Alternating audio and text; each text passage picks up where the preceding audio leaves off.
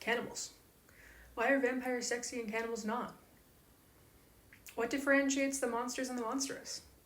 How does personal agency play into desire, and how do cannibalistic and sexual desires intertwine? What's the deal with ritual cannibalism, and how does that reflect in religion? If any of those questions sound interesting to you, stick around, because today I'm going to yap about 5 books in which these themes are present. What Hunger, Jawbone, The Eyes Are the Best Part, Bloom, and To the Bone. Maybe do a little dissection myself. Literary, of course. Let's sink our teeth right in.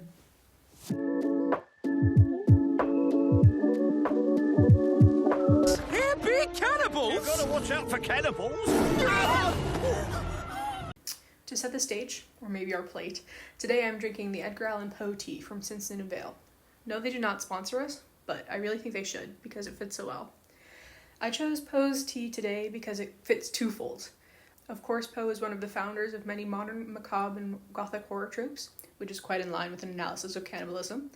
Secondly, this tea in particular has a mix of black teas as a base, including Lapsang Sochong, which is smoked and makes quite a strong and complex flavor. This tea also has beetroot and bergamot oil, making it rather red like blood, and spicy floral goodness.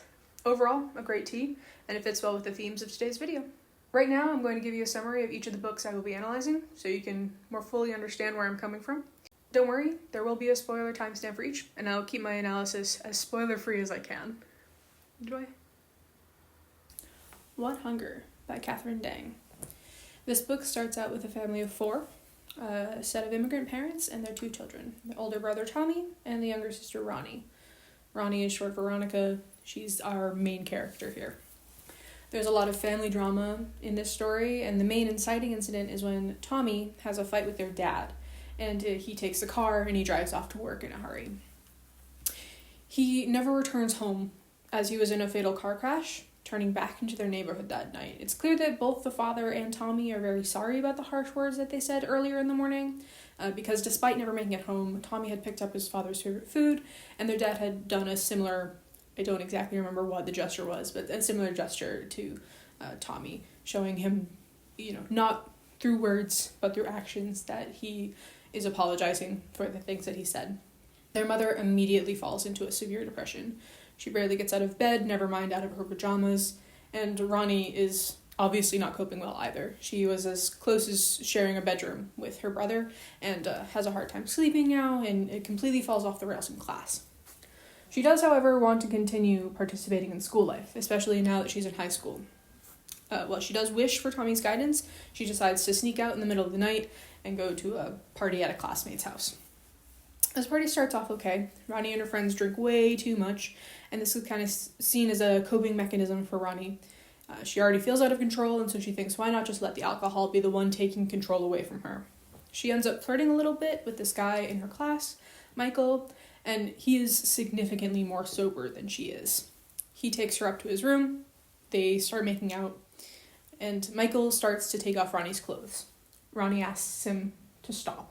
She thought making out was fun, but this is too much. Michael doesn't stop, and so Ronnie bites his ear, which is in reach of her mouth.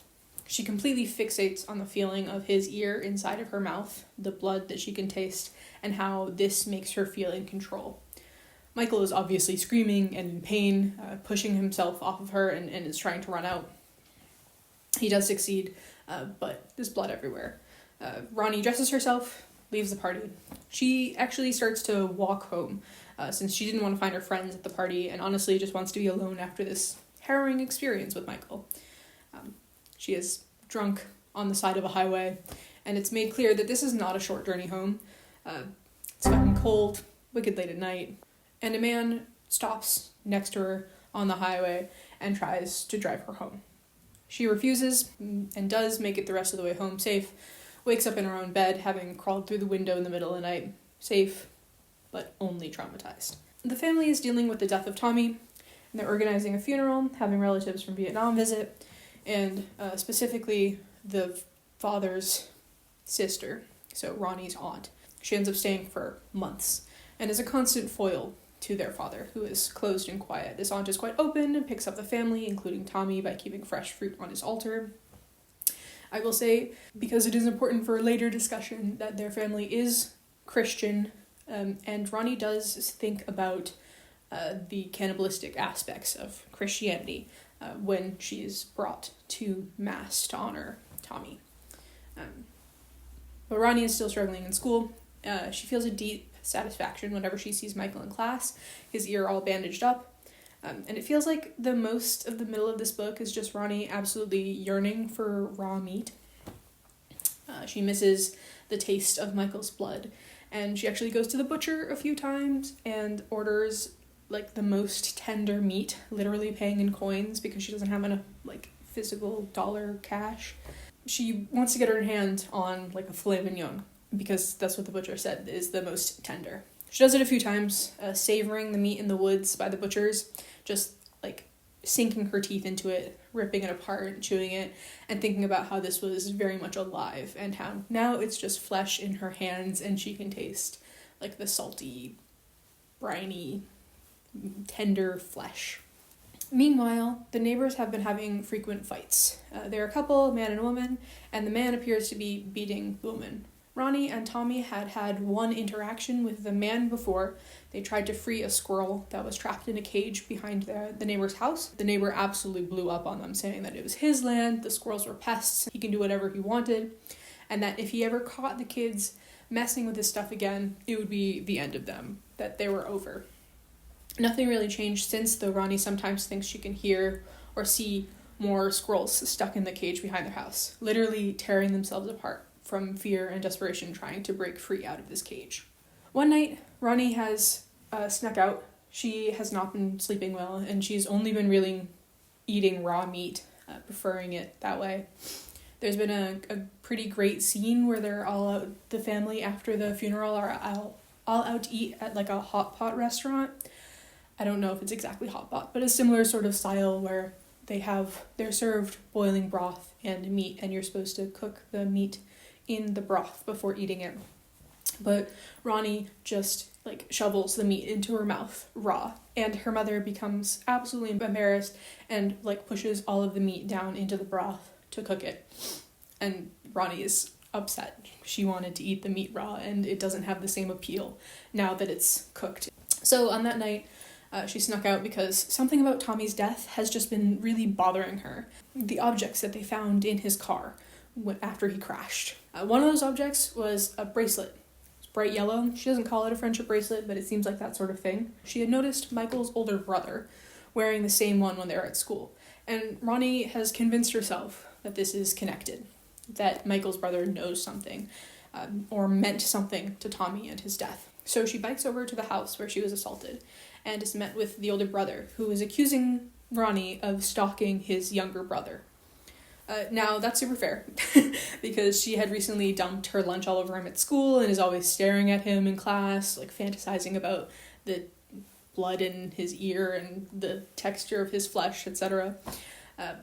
Michael can't figure out why. In his mind, he's not a sexual assaulter, and he is the victim himself in this situation because he was the one who was bit. Of course, we know that he was assaulting Ronnie and that the bite was self-defense and that she rightfully has unresolved and complicated feelings towards him and this event. I'm not saying biting people is good, nor am I saying showing up at people's houses unannounced is good. All I'm saying is that she clearly has trauma and hasn't shared this with anyone, and so they are only hearing Michael's side of the story, which is that they were having fun and she bit him,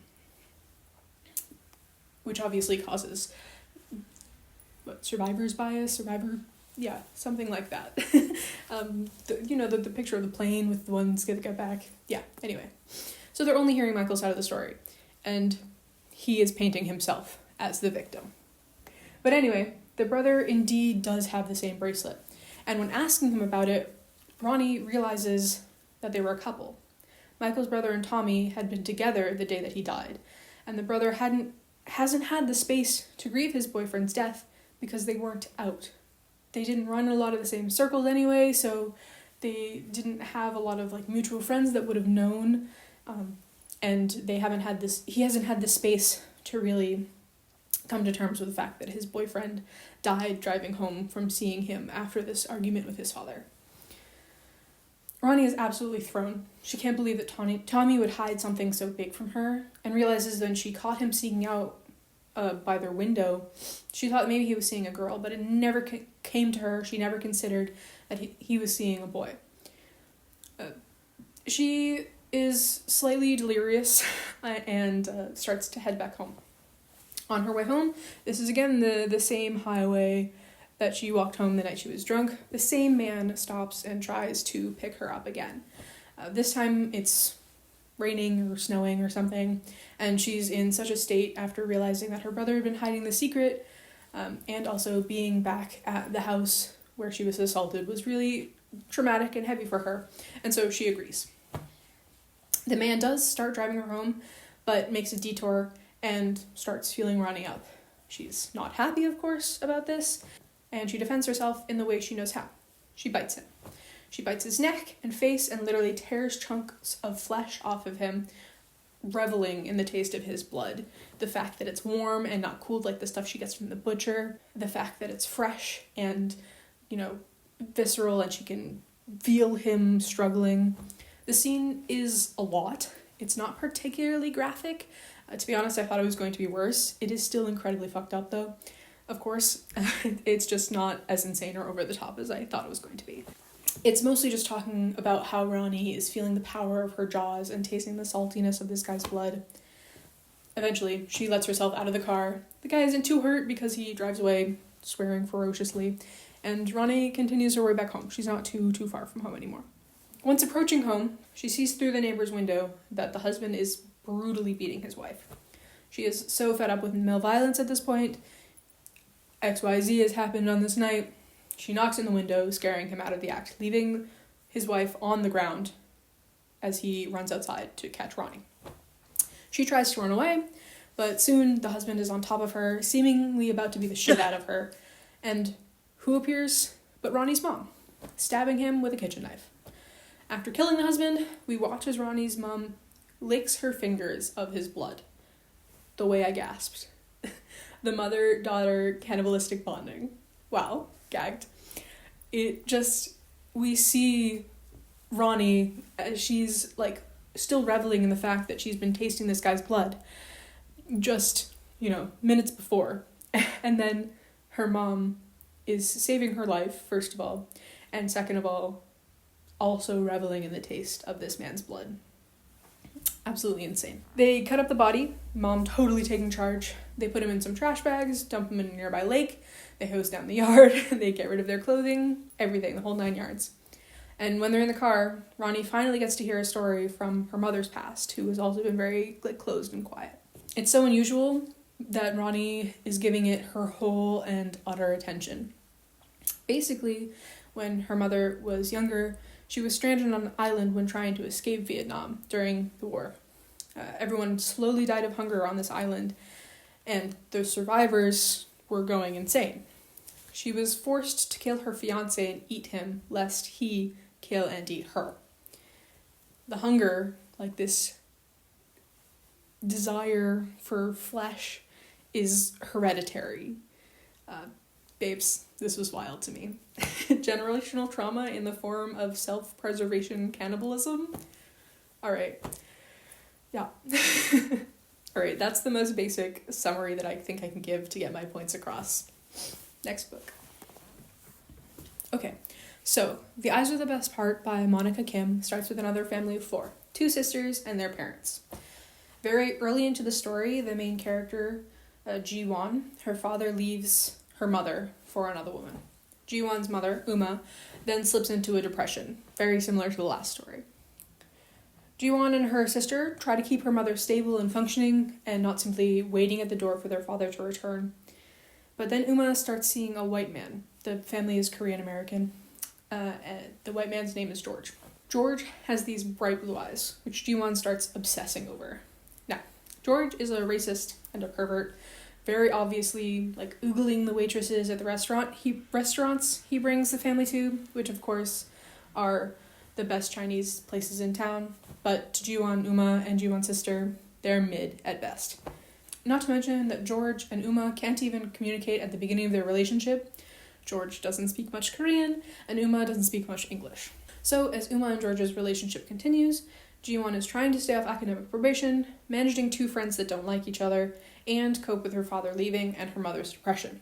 With all of that on her mind, Ji-won keeps fixating on George's eyes, a physical representation of the otherness from their family, and imagining herself gouging them out and eating his eyeballs. There is one really vivid scene where Ji-won is crouching in front of the fridge in the middle of the night eating boiled eggs and cherry tomatoes, obviously both round and smooth like eyeballs, and she's just reveling in the gelatinous texture of the eggs and the popping of the tomatoes, and just picturing that she's eating George's eyes. Bonus tea. I've never been one for filming in public, so I hope this isn't terrible, and also I tried to find a place that wasn't too windy, but I am in the middle of the city. So, having a grapefruit lychee black tea with tapioca pearls. I'm trying to channel Ronnie with the tapioca.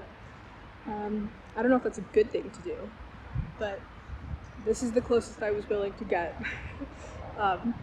And it gave me an excuse to get a boba tea, so.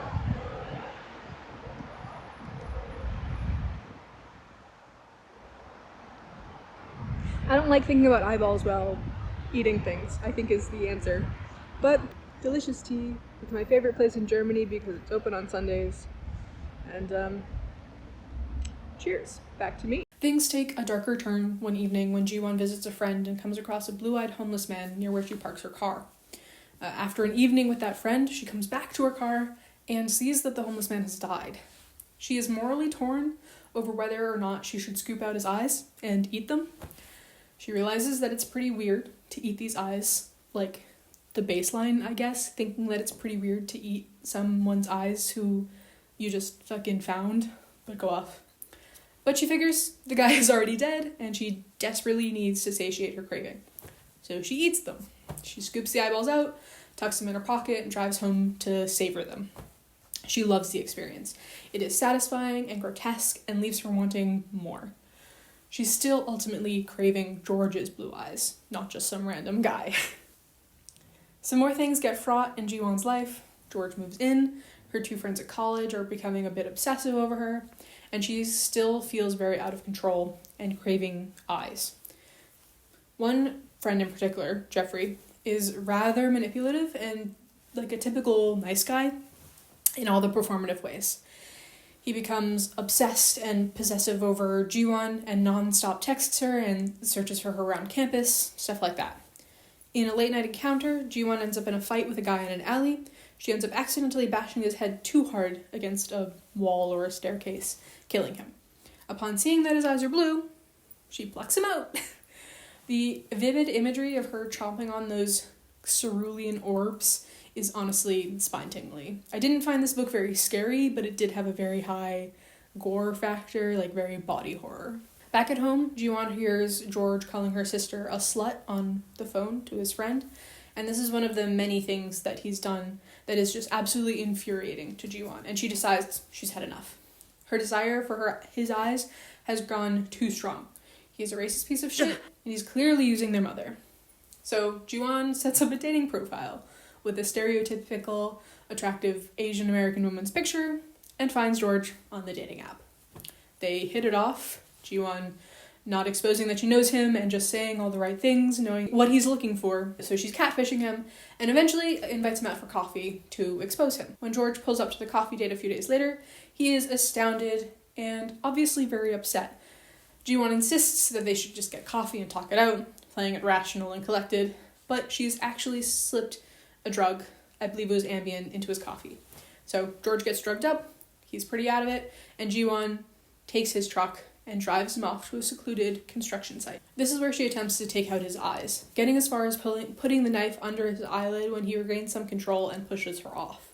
George starts fighting Ji-won, who is much smaller than him, and is strangling her when Jeffrey, one of Ji-won's friends from school, comes and knocks George out cold. Ji-won then, in the next chapter, wakes up in a hospital, where it's revealed, and this pissed me off and made the book drop like a whole star in rating, in my opinion, that she has a brain tumor. Folks, naturally, that's been impacting her cognitive abilities. She imagines George's blue eyes, which she didn't get to eat because the plan got messed up, and feels nothing. No desire, no hunger. Oh, that annoyed me so much. Such a cop-out, in my opinion. Let women go insane. It was bad, and it was like it drove me crazy, okay? I had to put the book down. I read this book in, I think, a day and a half.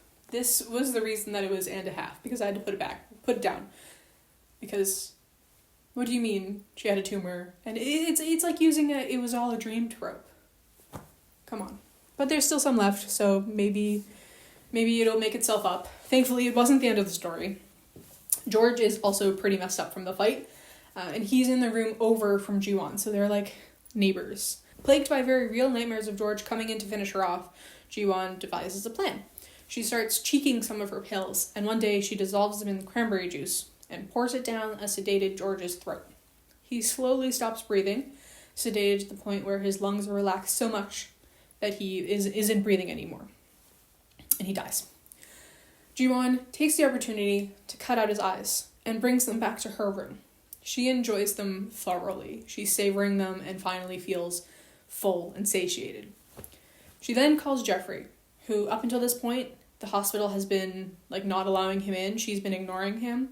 And he's the main suspect of the beatings case because he was the only other person off the crime scene, and so no one else can like contradict him. And he hasn't been allowed in to see Ji-won. So when he comes in, she clears it with the nurses that he can come in. She asks him to move a set of cutlery off the bed for her. Little does he know that George is dead in the next room, and that this knife, which Ji-won rubbed clean of her own prints, was used to scoop out his eyes. She then confesses that she's been having nightmares, and Jeffrey is enraged to find out that George is next door. He decides to have a look, and when he's in the other room with the body, Ji-won starts screaming. This killing now looks exactly like the other ones around town, specifically men with their eyes scooped out, and the murder weapon leads right to Jeffrey. While I am glad that Ji-won still ate George's eyeballs after the tumor was found and removed, to me that showed me that it was a deeper desire than just this tumor, like, hampering her cognitive abilities. I felt like there was no reason for it. Like, if it was truly horror, then there shouldn't be any real need or reason that Ji-won snapped and started eating eyeballs. I mean, good for her, I guess, framing this guy for murder and eating eyeballs. Go off. But I think that it was a little bit of a cop-out, because we will never know how much of it was really... Because she says she doesn't feel that desire when she thinks about George's eyeballs when she wakes up. So it, to me, sounds like at least part of it was coming from there. Would she have eaten the other guy's eyeballs if she didn't have the tumor? We'll never know. Hello, this is Recording Alex, and I realized I forgot to record some stuff when I was, standing over there. But I'm too lazy to set all that back up. So if you see this me interspersed throughout the rest of the video, it's because I still had things to say, but I forgot to say them, and so I'm saying them now. Is eating eyeballs even cannibalism? Because they have their own immune system, and so they are their own organism, technically. Like, if your body, your normal immune system finds out about your eyes, they will attack. So, does that mean that your body is auto-cannibalizing itself? Or, if you eat eyes, you're not a cannibal? I'm just spitballing here. I really have no direction for this to go. I just think it's an interesting train of thought. The next book we have is Bloom by Delilah Dawson. And this book is what I would describe as a gay pastoral horror book. Very vibes. I will say I mostly read this book in the airport, and there are some pretty explicit scenes, and of course those only come up in books when I'm reading or listening to them in public, so that was just awkward. It starts out with Rosemary Rowe, a literary professor at a local college, trying to get some more whimsy into her life, and so she goes to a farmer's market. Here she meets Ash, a local vendor at said farmer's market, who Ro is immediately infatuated with. Ro doesn't realize it right away, but she's very quickly developing a crush. She's never been into women before, but she is really drawn to Ash and keeps coming back to her stall every week. Ash sells a variety of things at her stall: soaps, potted plants, the most amazing cupcakes. These cupcakes sounded so good, and Ro gets a 4-pack every week and savors them throughout to last until the next time she can see Ash.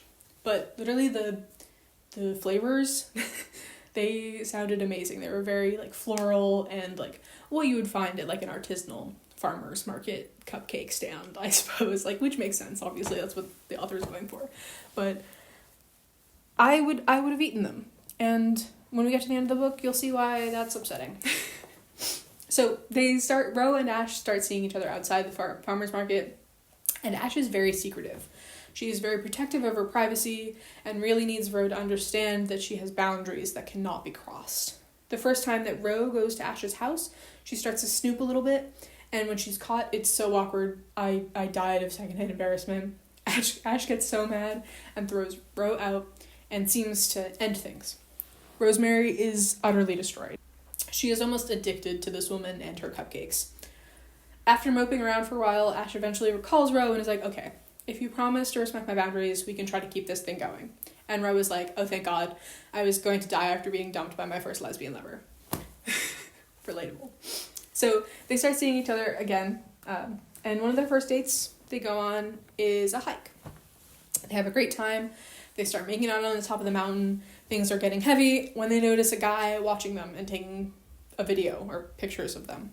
Ash is rightfully livid, chases after this guy and makes him delete the pictures off his phone. Then she snaps his phone and throws it in the river. The guy's pissed off, and Ro is scared both of and for Ash. But after a verbal fight, Ash and the guy go their separate ways. Ro and Ash hike back down the mountain, and everything seems pretty normal. Since they had come in separate car, Ro figures she'll wait until Ash leaves, since the guy's pickup is still in the trailhead, and she doesn't want to leave Ash here alone with him in case he decides to come back and start something up again. But Ash is pissed at the implication that she can't fend for herself, and Ro goes to leave, promising to meet her at the house later. They do, and they have sensual lesbian sex. Very awkward to listen to at the airport. A few days later, after a fight that left Ro and Ash not speaking for a days, they make up. This is a pattern, if you can't tell. They fight, they make up, they kiss, they break up. Is that the lyric? Ash invites Ro to her place again, where they have a delicious cheese board with the best bacon Ro has ever tasted, and then bump some more uglies, fall asleep to a beautiful thunderstorm. During the night, the breaker trips, and being the middle of summer, Ro becomes uncomfortably hot and decides that despite Ash's wishes for her not to go looking, it's normal partner behavior to find the breaker and switch it back on to get the air running again. So she goes and looks around the house. She can't find it. There is one door that she hasn't checked, which is the door she initially got in so much trouble for opening the first time she came over. The forbidden door. She decides, hey, I'm just looking for the breaker. Tonight was all about making up, being reasonable with each other, so it's probably okay if I go look in this door. Ash has to be reasonable about this. So she opens the door, what she assumes is a closet, but it's a staircase down. She starts down, thinking that surely the breaker is down there. She'll just flip it and go back to bed. She's right. The breaker is immediately at the bottom of the stairs. She flips the switch, sees that there are 2 doors down here. She could keep to her word, go back to bed, mission accomplished, but she's curious to a fault. So she opens up the left drawer, throwing caution to the wind. Big mistake. In this room is the guy from the hike. He has limbs severed off. He's wearing a diaper that's filled with his own waste. He's obviously been strapped down here for a while and being cut up by Ash. Rosemary is rightfully freaked out. She's like, what the fuck? Why is this guy in Ash's basement? And like goes and tries to ask him, and he is like so freaked out. He's beyond words. He's freaking out. He's worried that Ash is coming back, and so is in danger again. Rosemary goes to, like, talk to this guy. But he's so out of it, delirium, pain, fear, that he can't even get any words out. But it's very clear that he's worried for her now, too, knowing that she's in this house with the killer. Rosemary promises him that she'll try to come back if she escapes, and she starts putting together the pieces in her brain. She goes to the other door on the right side of the breaker and looks inside. In here, there's a lot of pots, like the potted plants, and there's a small kiln where it looks like things are being burned, and like there are shards of bone in there, which makes Ro realize that all of the great meat that she's been eating has been human meat. I would have eaten them, and when we get to the end of the book, you'll see why that's upsetting. And all of the, like, cheese and butter has been, and all of the, like, fat, like, for the cupcakes and stuff, has been made out of human fat, like, human tallow, I guess.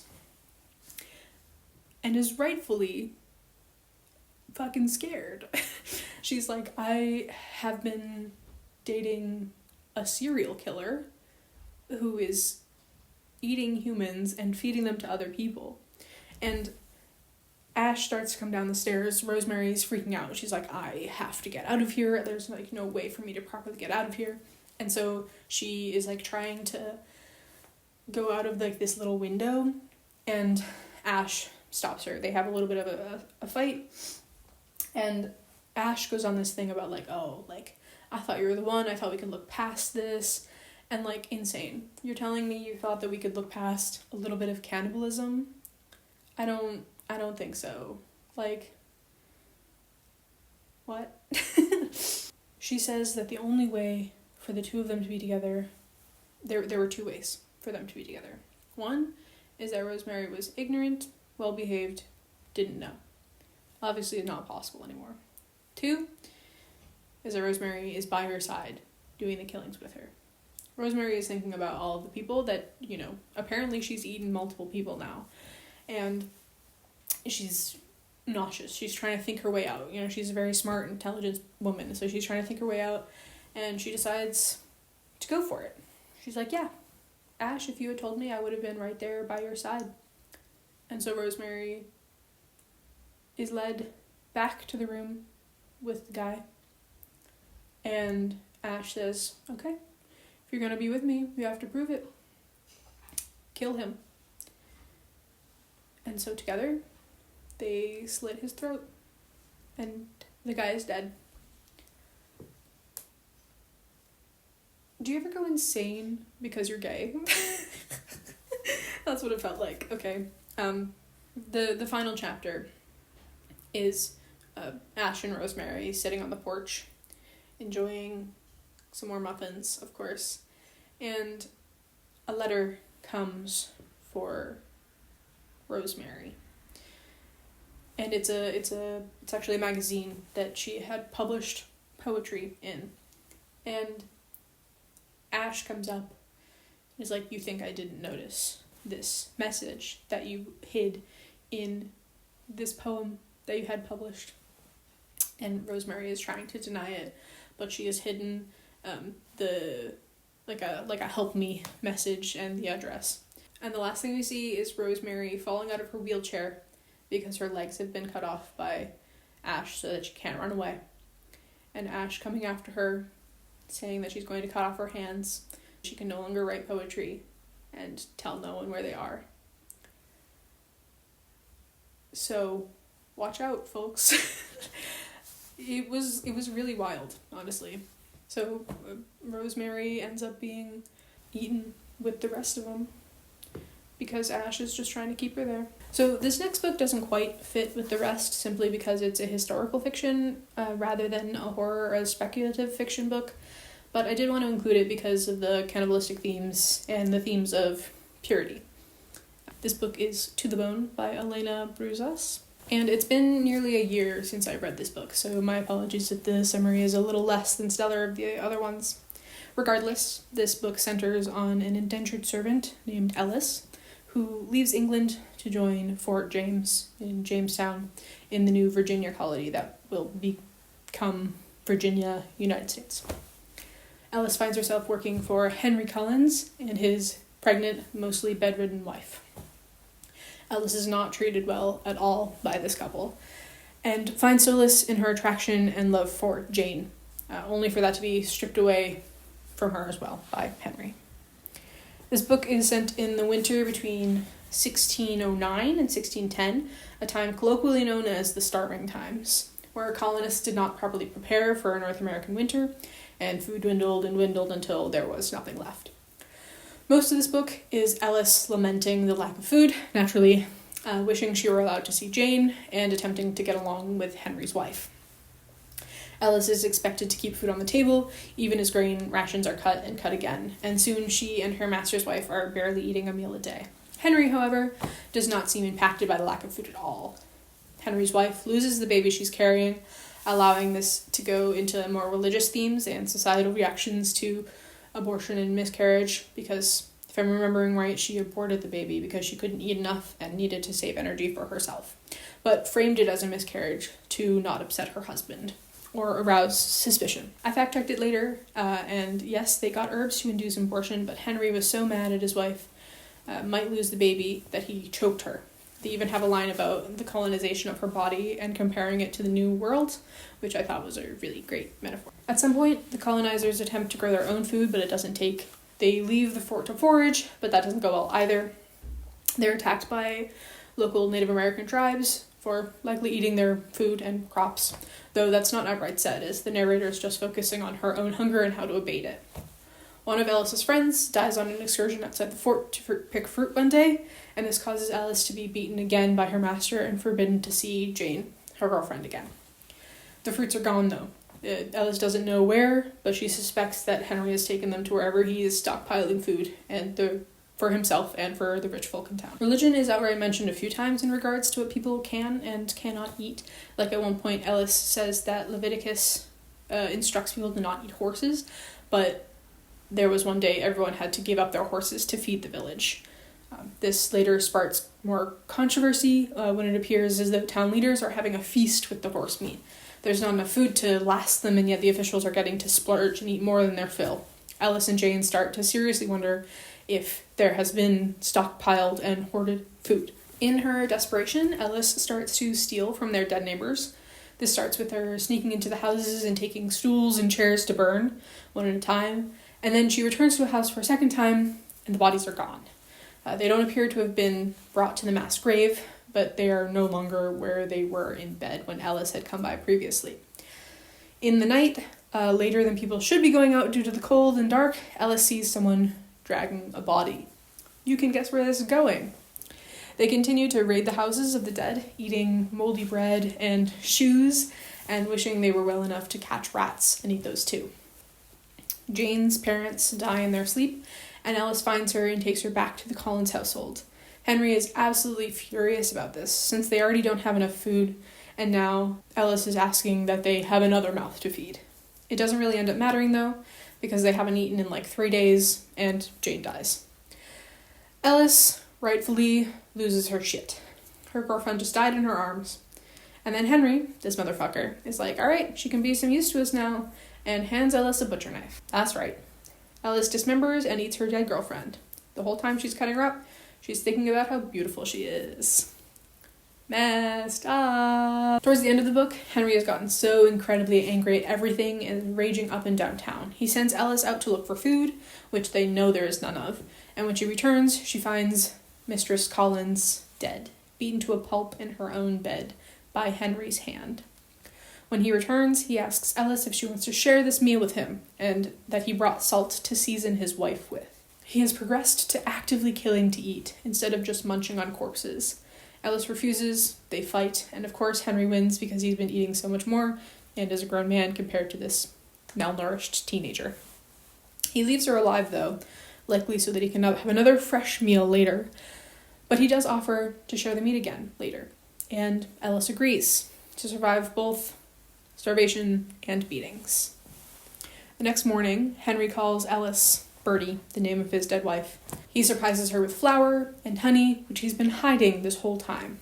This monster, who killed and ate his own wife, had honey and flour the whole time, and was waiting for what? Plot convenience, partially, since Alice had found the rest of the herbs her mistress had used to abort the fetus, and decides to sneak them into the bread she was making for Henry, hoping it will make him fall into a deep sleep. It's not really clear what she's going for, but it made me so mad that Henry had hid honey and flour the whole time, and actively killed his wife, and was eating corpses. Like, you're telling me you would rather eat shoes than give up a little bit of your, like, storage honey? Make it make sense. After eating the bread, he does vomit a bunch, which is not super great when you're starving. You need anything that you can get in your stomach, and then he falls asleep. Alice uses this moment to go to the mayor's house and tell him that Henry not only ate a body, the mayor's like, yeah, old news, babe, but that he killed the mistress of the house and then ate her, which Henry is hanged for. I feel like hanging is, like, such a spectacle when everyone is literally starving to death, but go off, I guess. A few pages later, Alice is lamenting how everyone she has ever known or had some semblance of love for her has died, and the end is pretty ambiguous, but I'm pretty sure we can assume that she just died. So, all was for naught. Alright, the sun is setting, and so it's getting dark in my room. So I'm gonna go eat quiche, and I will come back and film the rest of this maybe tomorrow. See you on the flip side. Alright! Welcome back. I guess for you this is seconds later due to my editing genius, but for me it is several days later. Quiche was delicious, by the way. Thank you for asking. I feel like my camera's crooked and that's gonna bother me. I don't know if that's better. Oh well, ignore that if it is crooked. Yeah, it's the holiday season, and also I'm moving soon, and so I haven't been able to come back and record the rest of this. But here I am. Don't you fret. So where were we? Now let's talk about Jawbone. Now this book doesn't exactly fit in with the rest of them. There is no explicit outright cannibalism, which I know is what you're all here for. But there is, like, some pretty intense, not quite human flesh eating, because it's not cannibalism, but still, like, biting each other and, like, deriving pleasure from that. And let me just explain the plot, and then we'll get back to this sort of description. So, this book, Jawbone, follows three main characters: Fernanda, Annalise, and Miss Clara. Fernanda and Annalise are the two, like, ringleaders of their friend group. They all go to a bilingual school in, I believe this is set in Ecuador. The author is Ecuadorian, at least. It was originally written in Spanish. They're wealthy, bored teenagers.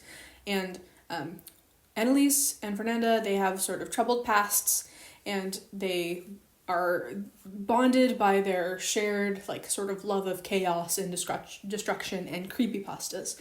They both, especially Annalise, really loves the, like, creepy stories that she finds online and, like, H.P. Lovecraft and that sort of thing. So she is very much into, like, the online horror scene. She has also invented her own god, the White God, who is a drag king god. Now, this god is all white and sort of symbolizes not purity, but the ability to be stained. Their religion, their cult, is not about being perfect or pure. It's about the fact that they know that walking uteruses that will be subjected to shit.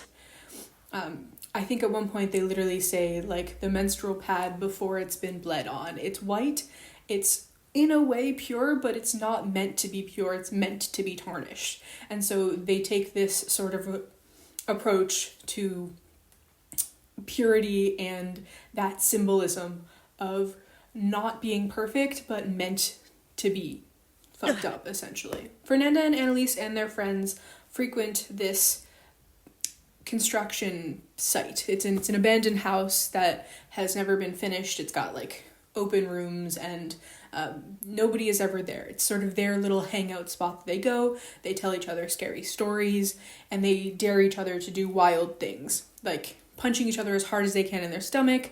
They walk on this like beam that was like, it was supposed to be separating rooms or something like that. Maybe it was the top floor, and trying to balance on it and not fall off. They strangle each other to unconsciousness. All of this sort of very intense, violent, ritualistic harm to each other. And they also worship the white god. So there's one of these rooms that's entirely painted white that Annalise has dubbed like the white god's room. And so they go there and they have this sort of like cult meeting. Annalise has sort of like wrapped them all into this, and Fernanda is just so willing and like enamored with Annalise that she goes along and does everything Annalise says and wants to prove that she is like the second in command. Fernanda thinks that she and Annalise are sort of the same level in this friend group, that the two of them are the core friends and the rest of the friends just sort of fall after them. That's not necessarily true. I think throughout the book, it's definitely revealed that Annalise is really the top dog, and when Fernanda sort of has a falling out later in the book, the rest of the friends all follow Annalise. But that doesn't happen yet. So that's sort of the stage set that Fernanda, Annalise, and their friends sort of have this white god cult that they follow. They're doing dangerous things with each other. They're hurting each other on purpose and getting away with all of that. They're like I said before, they're just wealthy, bored teenagers who are doing fucked up shit. Now, the other main character, her name is Miss Clara. She is their literature professor at school. And Miss Clara is also a deranged character. I don't think any of the characters in this book are exactly victims, but none of them are exactly protagonists either. They're all just really messed up women. Which, like, good for them, but also they need more therapy. I know one character, too. I know some of the characters in here are in therapy, but I think more of them need to be in therapy. Miss Clara, at her last teaching job, had been captured in her own home, like tied up and tortured by two of her students.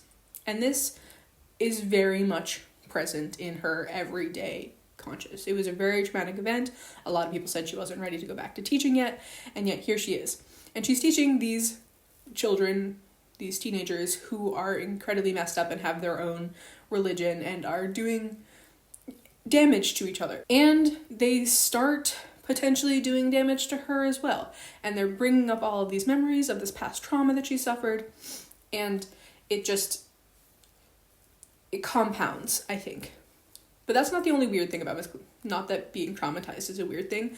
There is another weird thing about Miss Clara, though, and it's that she is incessant on mimicking her dead mother, to the point of she wears the same clothes, she wears the same perfume, she, took the same job, not because she was passionate about it, but because her mother did that, and just does she adopts like a curvature in her spine to mimic her mother to that extent. Also, if you'll notice that my star is gone from last time, I have a little Christmas tree up now, so that's where it went.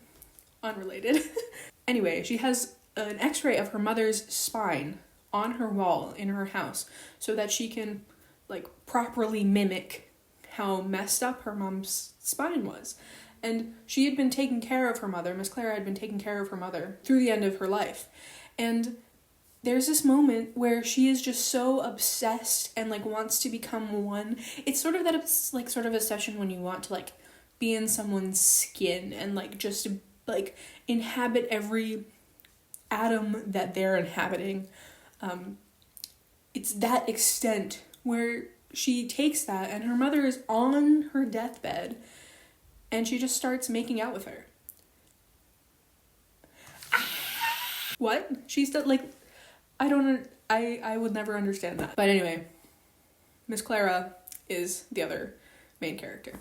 So, the book it's either the first or second chapter, so this is not really a spoiler. It opens with Fernanda being tied up. She's tied up in this secluded cabin, and who has kidnapped her but Miss Clara.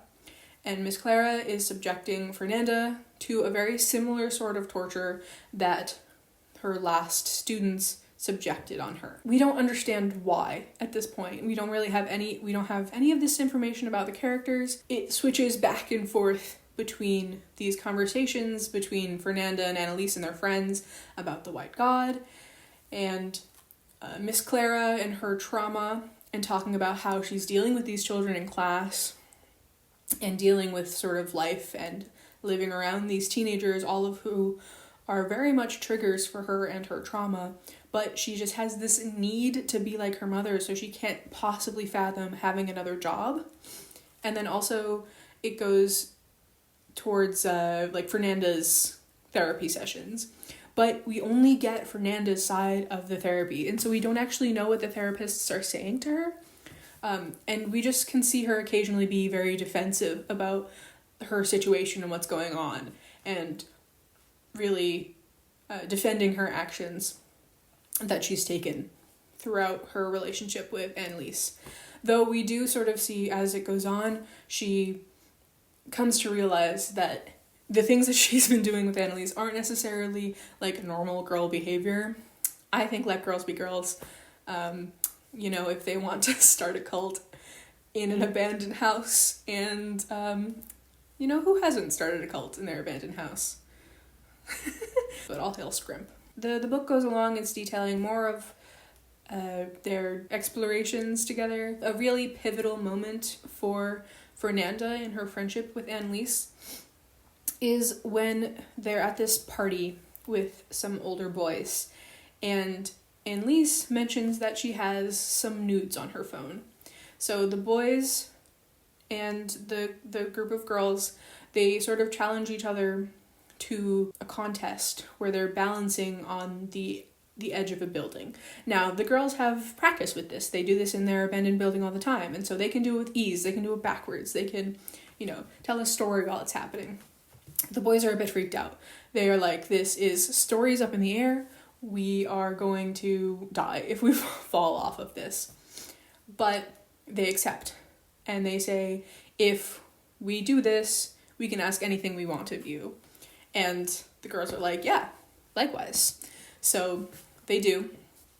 And one of the girls dares the boy to lick a shoe or something like that.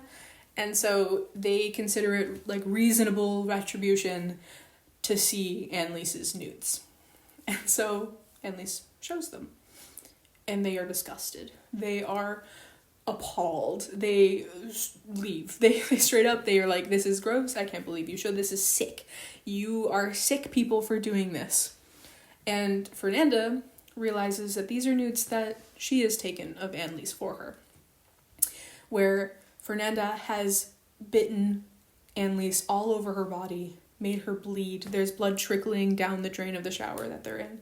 And Fernanda realizes that this hasn't been normal. Like, this is not a normal thing to do, to bite your friends until they bleed, to, like, have this very, like, sexual tension relationship. It's not like they're romantically attracted to each other, or even, I don't think, sexually attracted to each other.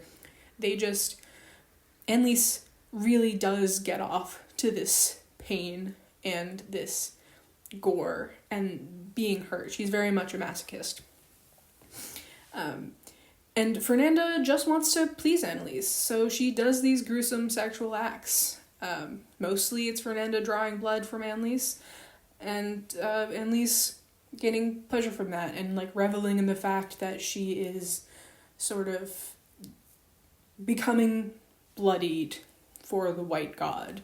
Like, she is staining herself, or letting herself be stained, so she's not this white thing. She's taking it upon herself to become the unpure, if that makes sense. One of the things that I talked about at the beginning of the video was like monster versus monstrous, and vampires are also cannibals, but they are seen as sexy, which is why I put the picture of Edward Cullen at the beginning of this.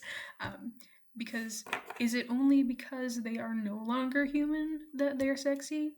I think that that's an interesting question.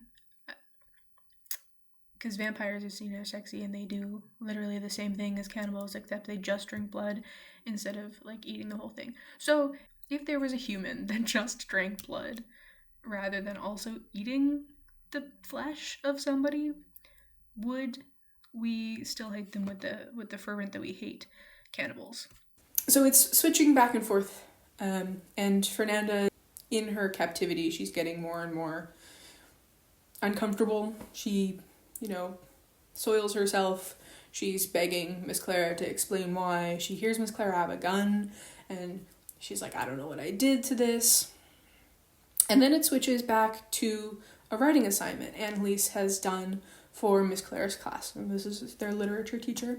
And she hasn't followed the assignment, but she has written a very evocative piece about the White God and just their doctrine, and she's gotten Miss Clara to believe them. To not necessarily believe in the White God, but to believe in this sort of tarnishing that's been taking place. And Annalise has gotten Miss Clara to believe that Fernanda is at fault for Annalise's problems, for Annalise's fucked up brain chemistry, and for everything, basically, all of their mental problems together. Miss Clara swears that things have been moving around in her house. She swears that, she always leaves her shoes in the same spot because her mother always left them in the same spot for, 60-something years. And then they're not in the same spot the next morning, so she's convinced that someone is breaking into her house. And she's like, I know it's one of those 5 girls. And Annalise convinces Miss Clara that it's Fernanda who's messing with her brain and doing all these sorts of things. It ends with, shortly after that, Miss Clara taking out all of this rage and her own trauma on Fernanda, who she's captured. And this is extremely violent in the way it's done. And I think that this ending scene is one of the things that really stops me from recommending this book to a lot of people, because it's so violent and it's so uncomfortable. I had a knot in my stomach reading most of this book. I did think it was really well written. I talked in another video about how the prose style got to me, but I do think that the more I think about it, it's one of those books that I keep coming back to and thinking wow, this was messed up, but it really made me think about a lot of the themes. So yeah, cheers. I'm not drinking Edgar Allan Poe today because I ran out. This is Lady Grey, which I haven't been able to find anywhere here in Germany, so I had to import it when I went to visit my friend in Brussels. It's one of my favorites, though, so it has no relation to anything. I guess lady, because all of these are women cannibals. There is a man cannibal, I suppose, in To the Bone, but meh. Okay. The moment you've all been waiting for, discussion time. So now that we've covered all of the books and their plots, there are sort of 4 main categories that I want to talk about in relation to these cannibalistic stories and how they relate to each other and what themes we can derive from those. The first is sexual. So Jawbone, as we discussed before, not exactly cannibalistic, but very sexual. Bloom and To the Bone, kind of. These 3 books all do have sexual elements that are very closely tied to the cannibalistic elements. Now, I have been watching a few other discussions on cannibalism in preparation for this video, and I will if I can figure out how to do the tile card things, I'll do that. If not, I'll just try to link them below. But last time it wouldn't let me link the thing below, so I'll figure something out. There are a lot of really great videos about sex and cannibalism. One of the major things I see is talking about hickeys, and how people bite their partners during sex. Sex can be sort of reminiscent of cannibalism. Very often during sexual acts, people are taking other parts of other people into their mouth. That's the weirdest way I could say it, but also the least sexual way I could say it. One big example is hickeys, leaving physical marks on specifically the neck or elsewhere, but biting your partner. Love bites is a term for them, and like there's that trend of people getting their partner's like bite mark tattooed on them in a very similar manner. It's like a very ownership sort of thing, and it is both sexual and cannibalistic. In Jawbone, for example, this is Fernanda is biting Annalise, and Annalise is getting sexual gratification out of that. She is very clearly pleasured by the pain. Specifically, Annalise is pleasured by Fernanda's biting her and drawing blood, and just covering her in bruises, and the use of the bright white pure teeth being the inflicting piece on Annalise's body. It's very sexual. It's very uncomfortable to read. It almost feels like it's too intimate to read about sometimes. And the author, Ojeda, doesn't go into so much detail, but it is very intimate when Fernanda is like taking parts of Annalise into her mouth and biting, and not quite detaching it from the rest of her, but still like able to feel everything in her mouth and like feel the blood. And I mean, it's not sexual in What Hunger, when it's talked about the guy that picks up Ronnie in his car.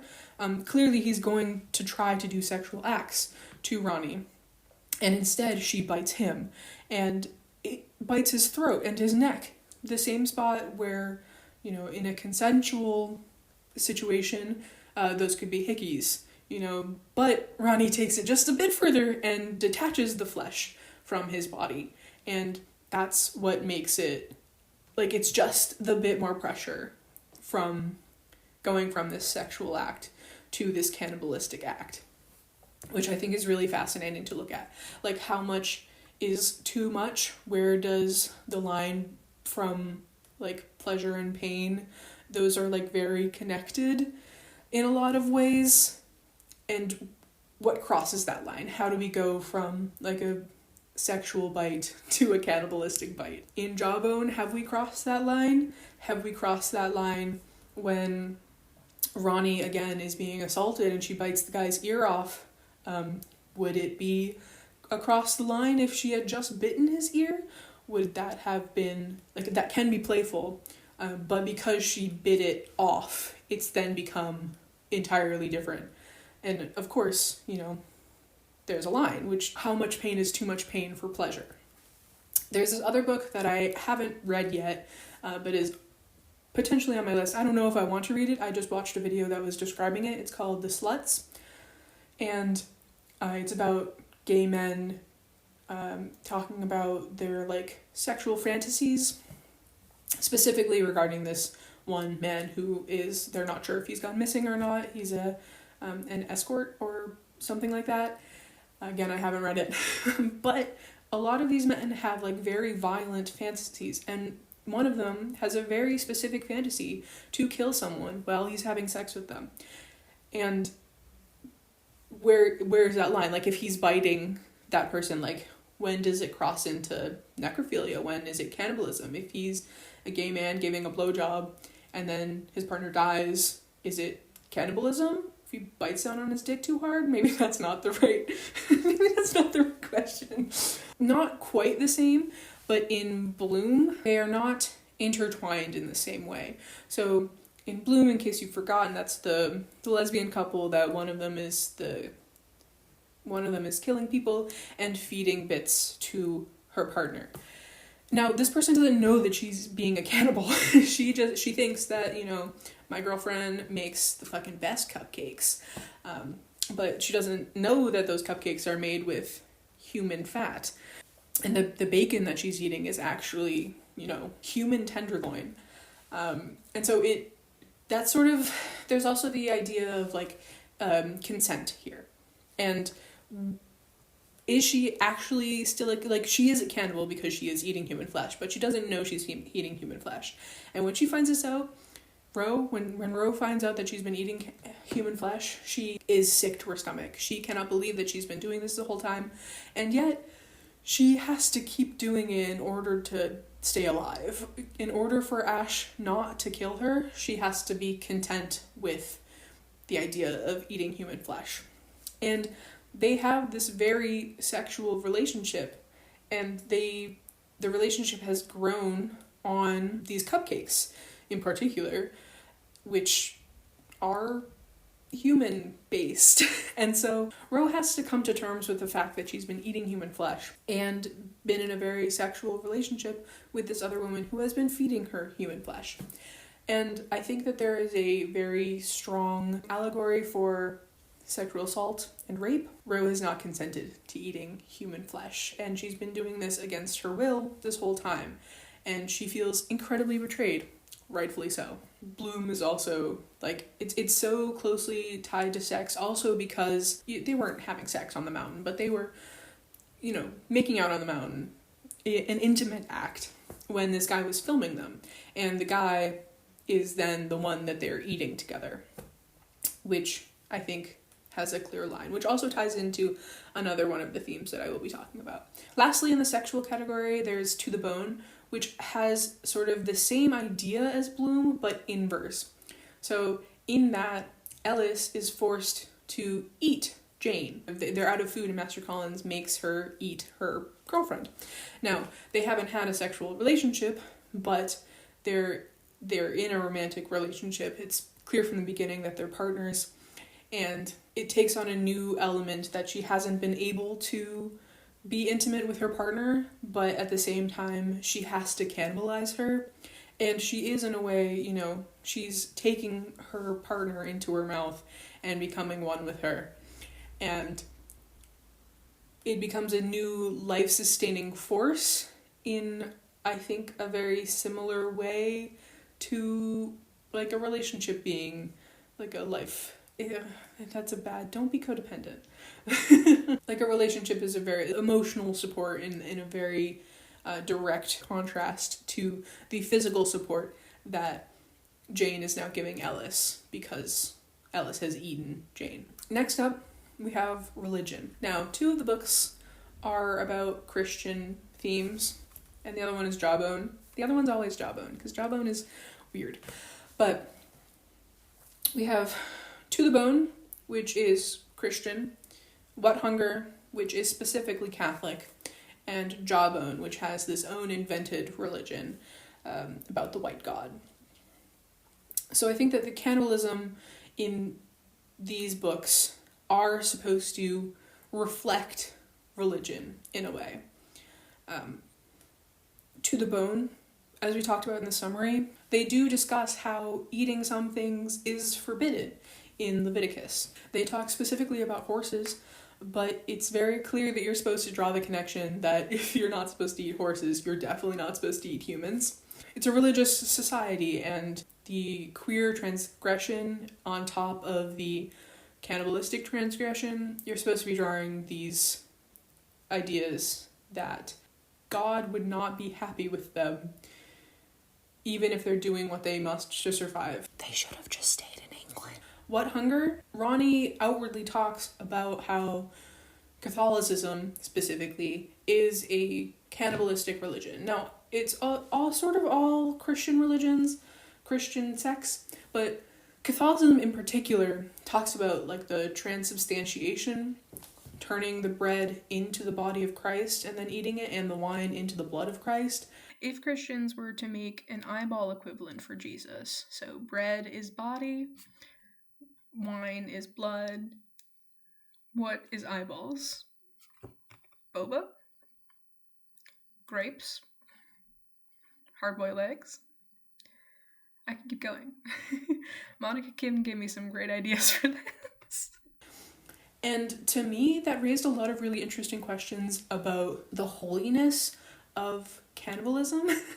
Like, in Catholicism, Jesus has sacrificed so much that he gives you his body and blood every week, or however often you take the Eucharist, I guess, and you are thanking him by eating him. Also, if I called like my family cannibals for being Catholics, I think that they would disown me more than they already have. There's this idea of like loving someone so much and being so thankful to them that you're then eating them, that you want them to be a part of you. They have saved you, and so you are consuming them and they are becoming part of you, like as a way to remember them and honor them. Is Ronnie honoring Michael and the car guy? I don't think she wants to, but I think that these thoughts are on her mind. I think that she is honoring the butcher shop meat. I think that she has this insatiable hunger. She is honoring this meat by consuming it so fully, being so present while eating it. This book talks a lot about food and about how like she can taste the saltiness of the blood and feel the fullness of the meat in whatever she's eating. And she also talks about that when she's biting Michael and the car guy. And you can see through her mother's trauma that her mother very much had to eat this other person to save herself, which in a way is what Christianity is about, right? Like Jesus saved the people, and so you eat him, much like how the mother's fiance saved the mother because she ate him. And I think that's a very interesting line to draw. I don't really have any answers to these things that I'm posing. I'm just yapping. I have a lot of ideas and thoughts about this that I think are interesting to pose, and I would also like to know your thoughts, because the idea that something is so holy that you eat it, I mean, food is like such a communal and religious experience in a lot of ways. Like we have rituals for when we eat. Like if you have a favorite fork, you have a ritual for eating. If you celebrate Christmas or any holiday with family where you all get together and you eat together, that is a type of ritual eating. And feasting has gone back. Like we have evidence of feasting through millennia, showing off food as wealth, what you traded for, what you were able to get. So like if you were a landlocked, community and you had salt in your food, that showed that you had the resources to trade all the way with people from the sea. And so food has always been ritual, but making it cannibalistic is the part that is interesting here. Not that it's ritual, but that it's human. Some people might argue that the Christian-based mythology is not cannibalistic because Jesus is a god, but the whole idea is that Jesus is fully man and fully God. He's still man. You are saying that you are making his body again, and you are eating it. So you were eating his... Okay, does it make it better if you're eating a god? Like, does it make it better if you're eating a god? Is it still cannibalistic? I guess not. But if we are made in the god's image, then we're at least part cannibal. Again, is God a cannibal? I recently watched this video. Once again, I'll try to link it if I can figure out how to do that. About vampires being the inversion of Christian morals. And I think that that is really interesting when talking about cannibalism, because I think that vampires, while they are an inversion of a lot of things, are still doing the same act as Christians do when taking Eucharist.